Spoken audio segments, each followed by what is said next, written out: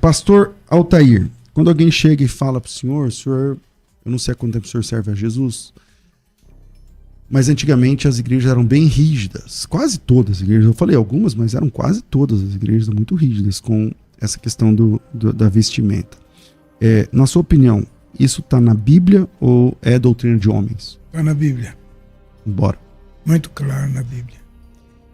Eu sou um pastor um pouco atípico no meio dos presbiterianos, porque quando a igreja era radical, eu era considerado liberal. Uhum. Agora a igreja liberal me considera um radical. A igreja liberou muito, não era desse tanto também. Então você quer começar com um texto para apresentar? Posso começar. Bom, esse tema é muito amplo, porque esse tema vai da modéstia até o sexo exposto. Então, nós podemos olhar aqui um texto que parece que não é contexto, mas é contexto. 1 Coríntios capítulo 6, versículos 19 e 20. O nosso corpo é o templo do Espírito Santo. E como o templo do Espírito Santo deve ser muito bem cuidado. Então, a Bíblia, em regras gerais, nos ensina a nos vestir com modéstia. Com modéstia. Então, o cristão deve se vestir de maneira modesta. E o outro lado, o outro ponto, é a exposição do sexo, no uso da roupa. Então a Bíblia orienta que você deve se vestir com modéstia e você deve cobrir o seu corpo de tal maneira que você não seja motivo de atração sexual.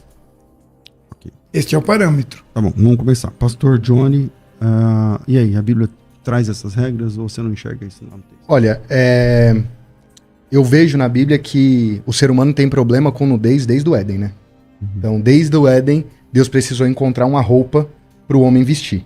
Então, isso é algo claro. A pergunta é muito objetiva. A Bíblia tem regras para vestimentas? A resposta é sim. A Bíblia tem regras para vestimenta. A gente não consegue fugir disso. Fugir disso é rasgar diversas páginas da Bíblia. Agora, como essas regras de vestimentas estão sendo aplicadas, como elas estão sendo enxergadas e direcionadas às pessoas das congregações a segui-las, isso durante um tempo gerou diversos tipos de problemas. De fato, a Bíblia vai falar que a principal característica dentro dessa regra é a modéstia. Agora, eu vejo que dentro dessas circunstâncias colocaram, tá bom, a mulher não pode usar calça baseado no texto ali de Deuteronômio, que era roupa de homem.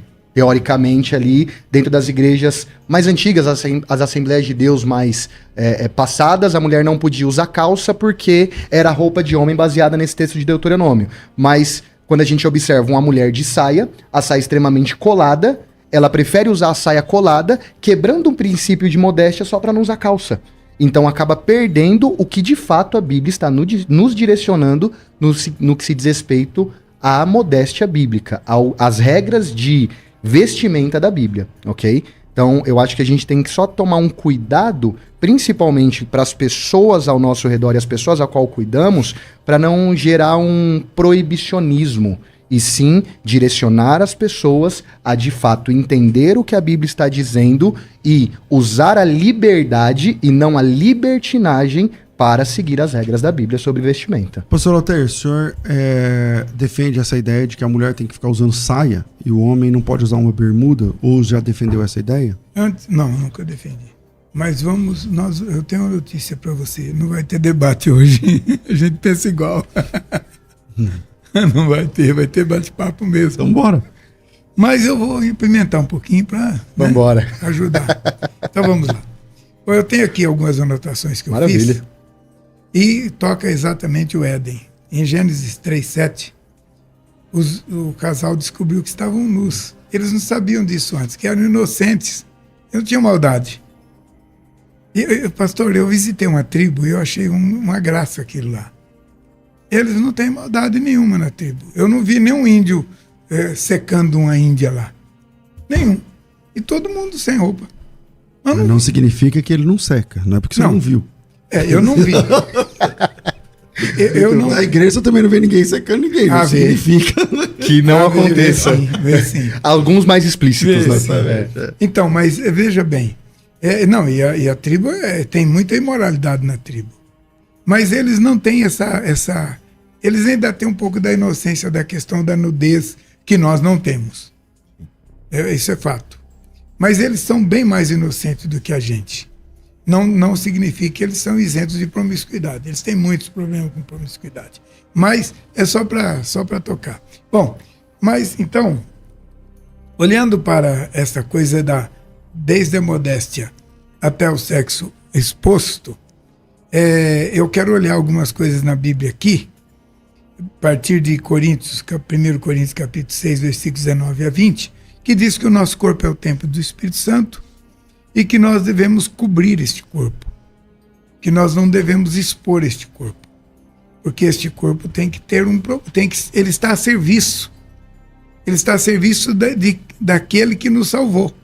Então nós não podemos desviar a atenção das pessoas para a nossa nudez ou para a nossa sensualidade. Esta é a regra. Não seja sensual. Não pratique a sensualidade. Não demonstre sensualidade.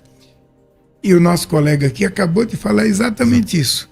Que ele citou o exemplo, que alguém não usa uma calça comprida porque acha que Deuteronômio está falando isso, mas usa uma roupa colada, que é muito pior, porque expõe realmente o seu sexo. Beleza. Não nos enfeites, mas no homem interior. 1 Timóteo, capítulo 2, versículo 9 a 15. Então a Bíblia tem regras, mas são muito claras e simples. A Bíblia não diz isso pode, isso não pode, isso pode, isso não pode. A Bíblia diz isso é bom, isso é ruim. É isso que a Bíblia diz. Em Gênesis capítulo 3, versículo 7, eles descobriram que estavam nus. E em Apocalipse capítulo 22, versículo 14, a Bíblia diz que só quem lava as suas vestiduras no sangue do Cordeiro é que tem direito a entrar. Então as vestes são importantes. Essas vestes aqui são figura de linguagem.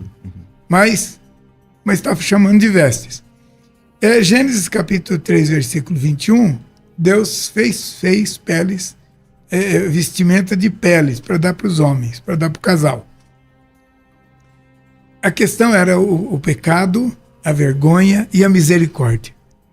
Deus estava tratando com o pecado deles, com a vergonha que é consequência do pecado, e com a misericórdia dele. Ele vestiu-os para dizer, eu posso fazer aquilo que vocês não podem. Vocês não podem mais ser inocentes, mas eu posso cobrir esta falta de inocência. Então aponta para Cristo, é messiânico, isso aí e tal. Não vou entrar nesse detalhe porque foge ao tema. Mas é isso. Filipenses capítulo 2, versículos 6 a 8, diz que o Filho veio fazer exatamente o que nós não podíamos fazer. E Tito capítulo 3, versículo 5, diz que o Jesus veio fazer por nós. O que ele veio fazer por nós. Bom, ok, já deu para entender. Pode parar aqui e depois eu sigo. Dá uma pausa aí e a gente segue. Beleza. Vai. Pastor Johnny. Sim. Bom, o pastor até comentou que não haveria debate, e eu queria aqui levantar uma circunstância, até para que a gente possa ter essa troca de ideia e entender os pensamentos, que o que mais me traz um pouco até de indignação dentro dessas questões é que a roupa vira muito, e isso de fato acontece, sinônimo de caráter, né? Mas existe um problema dentro disso. E o problema que existe dentro disso é se essa roupa está fora do que eu acredito como o ideal, aquela pessoa não serve ou não é tão santa quanto eu acredito que ela deveria ser. Vou citar um exemplo. A sociedade ela é visual.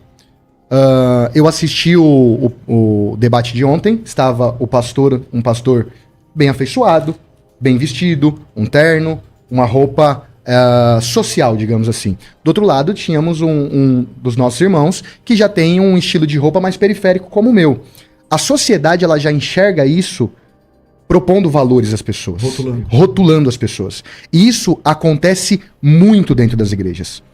Só que, em contraponto, quando a gente desce por chão da vida, quando a gente vai para a arena mesmo, para pregar o evangelho, para alcançar pessoas, para anunciar o evangelho, a gente entende e enxerga que as pessoas elas são muito mais parecidas do nosso dia a dia do que com a roupa que as pessoas propõem para que ela vá para o culto. E isso gerou muitos problemas para dentro da igreja. A gente tinha aí nos anos 90, início dos anos 2000, problemas de irmãos cristãos que tinham que ir à praia usando calça social. O pastor usou o texto que o nosso corpo é templo do Espírito Santo.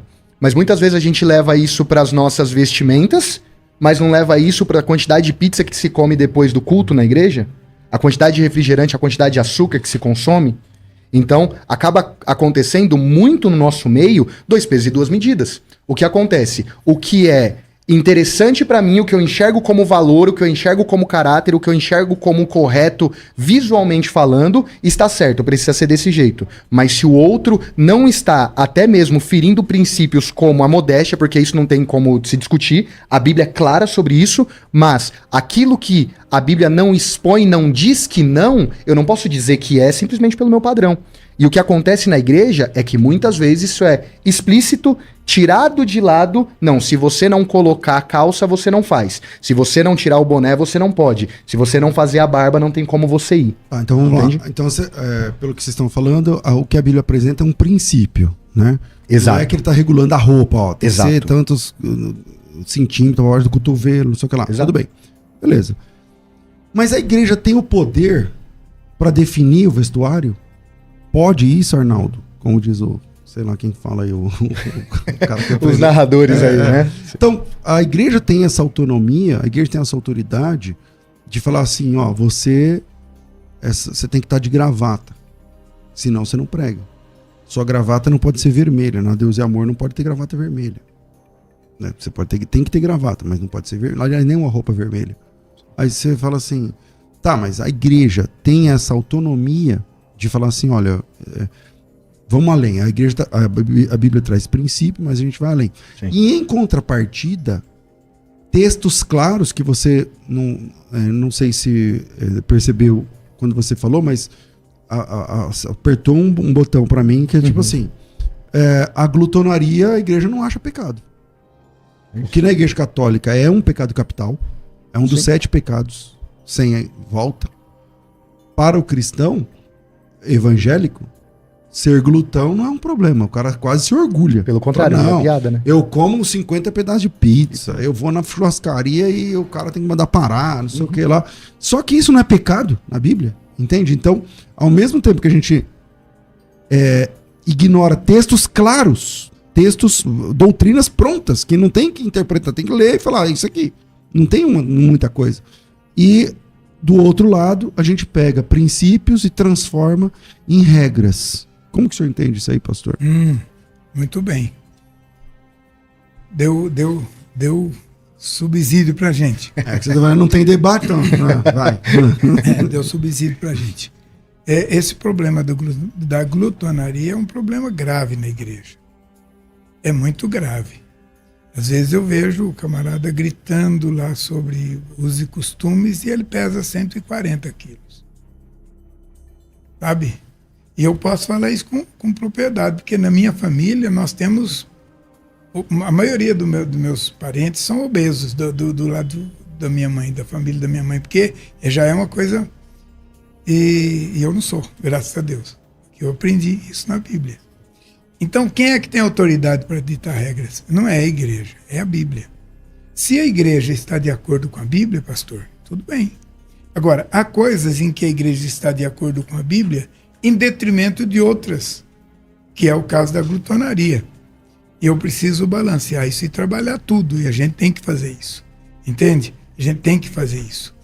Agora, dizer que deixa todo mundo fazer o que dá na cabeça e não trata de nada. Não, se vier de bermudinha curtinha aqui, parecendo a virilha na igreja, tá tudo bem, ou qualquer coisa, ou encontrar na rua, ou qualquer coisa, seja homem, seja mulher. O pastor, o líder, tem obrigação de ser fiel a Deus e dizer para ele, olha, isso está errado. Entende? Por quê? Porque porque a igreja tem essa autoridade? Sim. Porque a igreja tem autoridade como corpo de Cristo. Agora, quando eu digo a cor da gravata, não tem nem gravata na Bíblia. A maior libertação que eu senti na minha vida foi quando eu pude ficar liberto do paletó e da gravata. Mas sua igreja ainda usa alguma... Usa. A igreja mantém, né? Usa, mas não é... Obrigatório. Não é regra mais. Mas era regra. Era regra. Eu tinha que usar.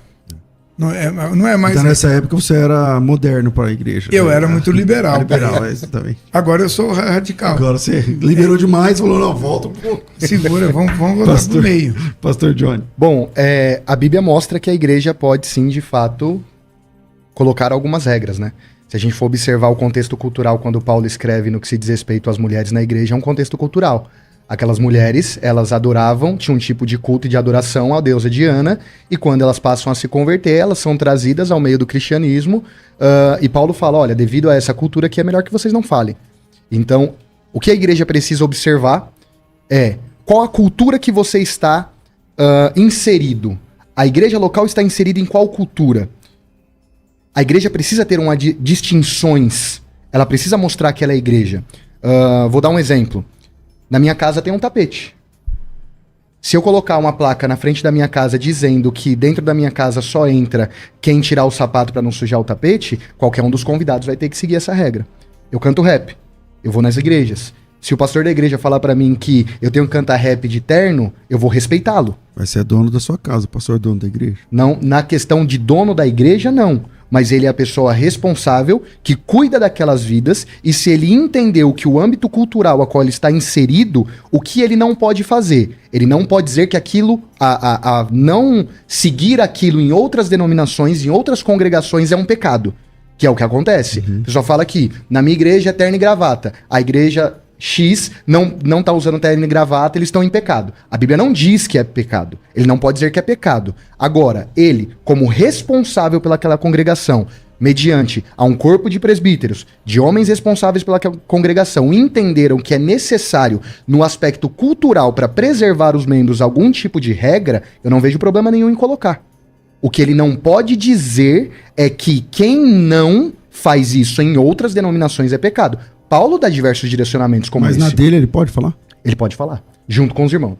Que é pecado não, desculpa. Que é pecado não. Ele pode é colocar a regra. Exato. Ele não pode dizer que é pecado. Não pode. Agora, se uma pessoa está naquele lugar, ok?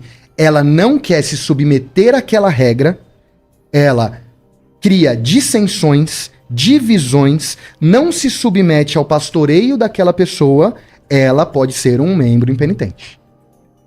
Eu entendo o raciocínio dele, porque ele vem de uma comunidade onde tem a coisa das tribos.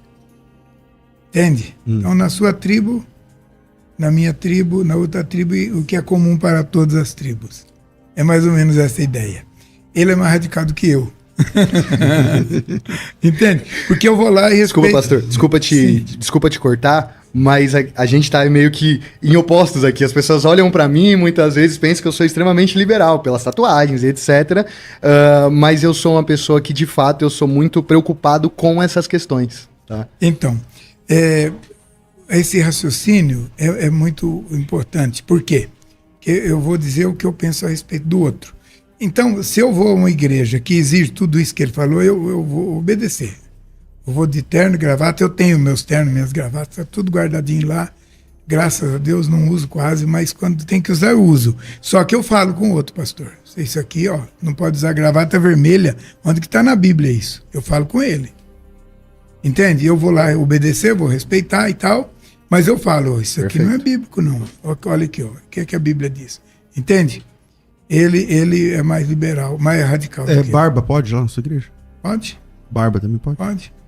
O nosso pastor lá usa barba. Ah, legal. Usa barba. Eu não uso porque... Porque na época que não era paletó obrigado, também não podia ter barba, né? Não podia.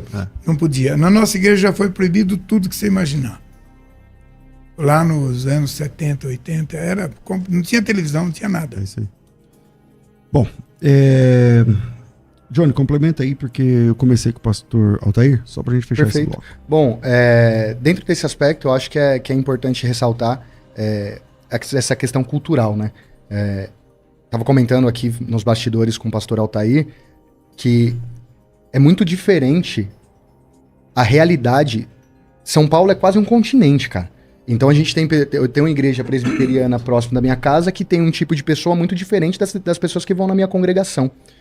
Então, a gente se atentar a esse aspecto cultural ao ponto de não liberar aquilo que vai levar a pessoa a descumprir regras da Bíblia e não fechar ao ponto que a pessoa sequer queira estar naquele lugar porque não faz parte do que ela entende como vida, eu acho que a gente precisa equilibrar isso. E sempre lembrando que a missão crucial do evangelho e única missão é pregar o evangelho. E a gente muitas vezes cria mais problemas para a pregação do evangelho do que facilidades.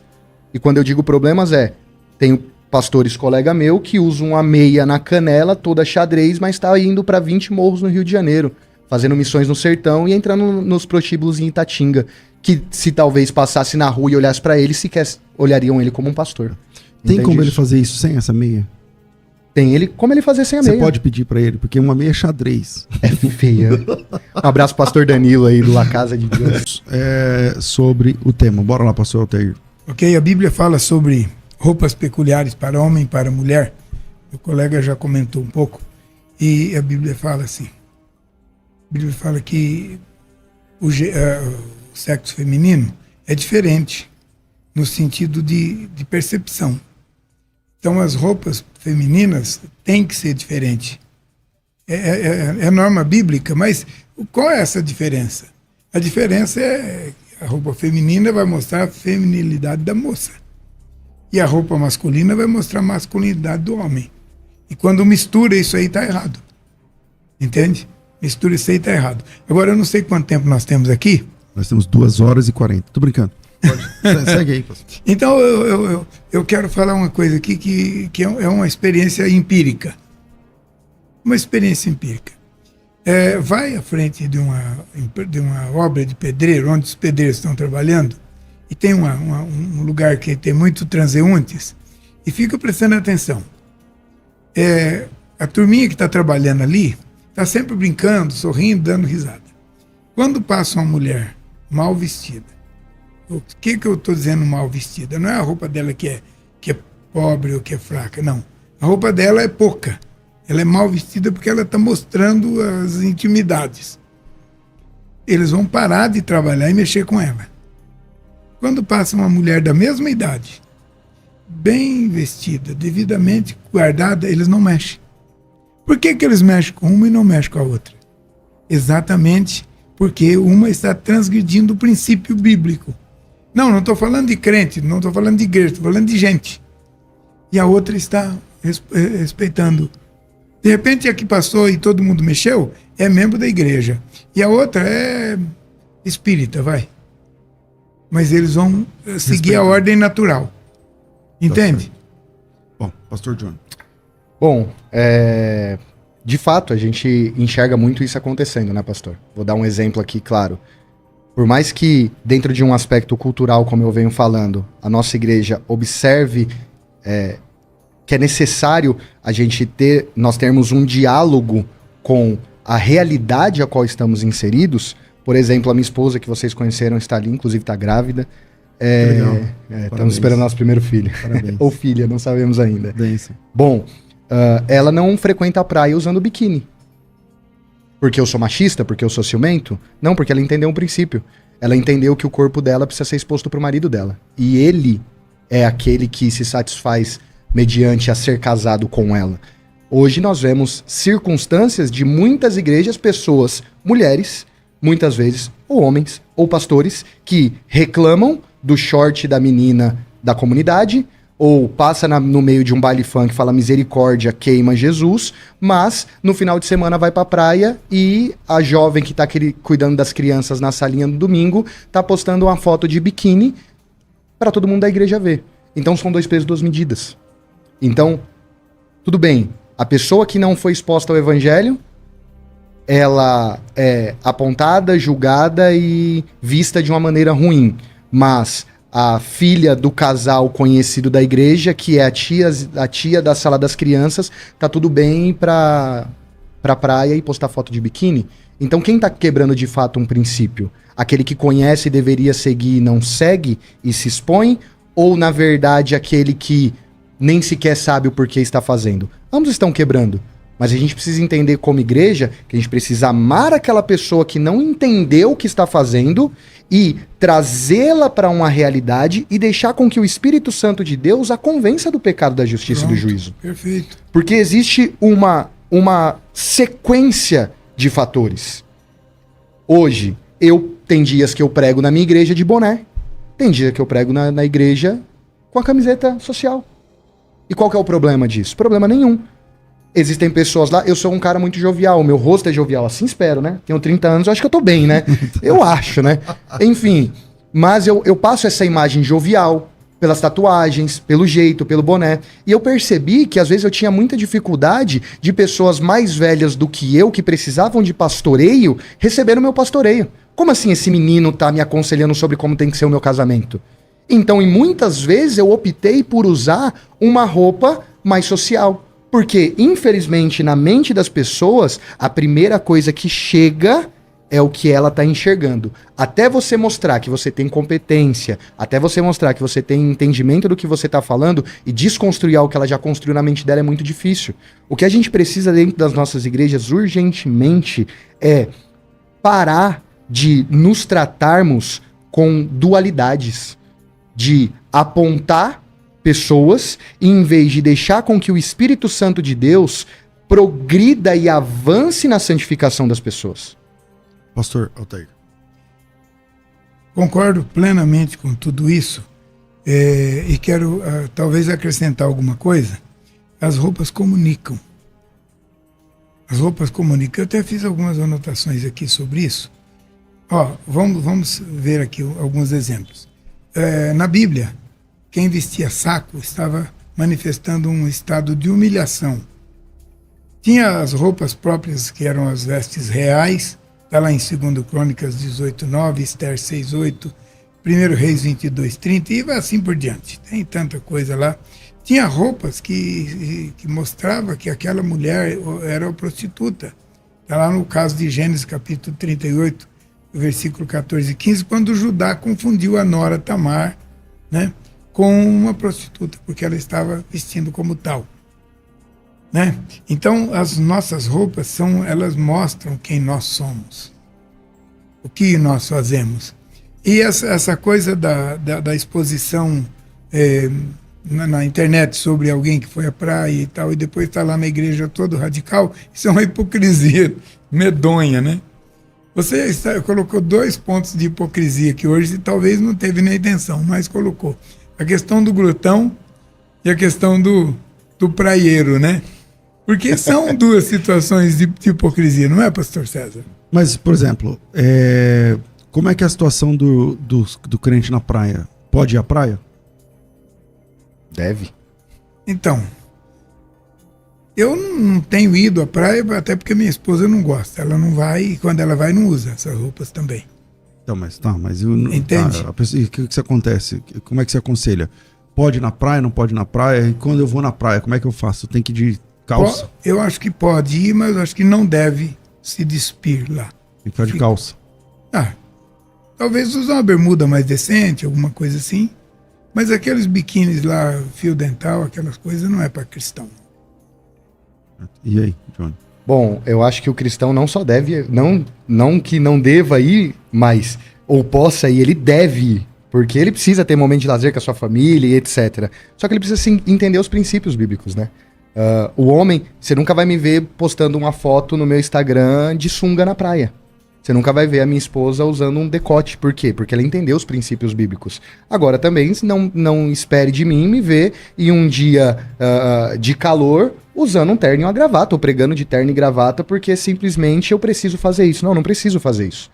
No ambiente que eu estou, também não preciso. Se eu estivesse em uma igreja que me pedisse isso, se eu quisesse me submeter a isso, eu deveria respeitar. Ponto final. Quando a gente observa a Bíblia, a gente observa que desde lá do Éden, para a gente dar um respaldo nisso, conseguir chegar a uma conclusão, Deus estabeleceu algumas circunstâncias, até mesmo porque a roupa comunica. Os sacerdotes tinham roupas diferentes, os levitas tinham roupas diferentes. Existiam circunstâncias ali que precisavam de uma roupa específica, e Deus foi detalhista com essas coisas. Deus mudou? Não, Deus não mudou.